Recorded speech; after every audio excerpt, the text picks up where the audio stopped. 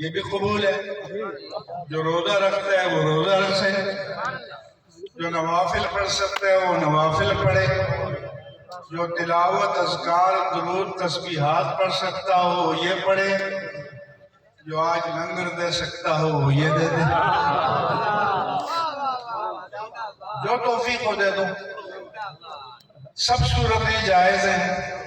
رویت ہلال کمیٹی کے سابق چیئرمین مفتی منیب الرحمان نے بہت بڑا فیصلہ سنا دیا ہے۔ ناظرین کرام، آج کی بہت بڑی اپڈیٹ آپ کی طرف شیئر کرتا چلوں رمضان المبارک کی خوشخبری کے حوالے سے۔ ناظرین کرام، آپ کی طرف اپڈیٹ شیئر کرتا ہوں کیونکہ مفتی منیب الرحمان سابق چیئرمین جناب اس وقت رویت ہلال کمیٹی کے رہ چکے ہیں۔ انہوں نے بہت بڑا فیصلہ رمضان المبارک کی ڈیٹ کے بارے میں سنا دیا ہے۔ تو دوستو، آپ کو ایک نیو اپڈیٹ دینے کے لیے جا رہا ہوں۔ میں آپ کو مکمل طور پر ویڈیو میں بتاتا ہوں کہ پہلا روزہ پاکستان میں کب ہوگا۔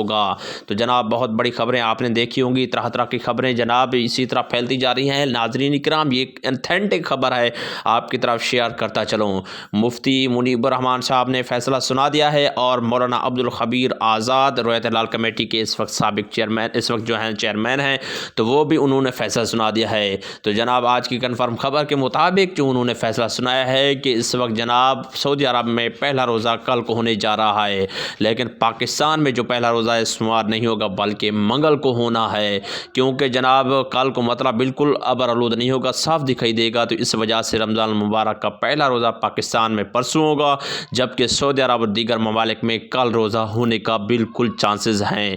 تو رویت ہلال کمیٹی کا اجلاس جاری ہے جناب، جو ہے نا اسی طرح تھوڑی دیر بعد کنفرم فیصلہ آ سکتا ہے، تو آپ کی طرف شیئر کریں گے۔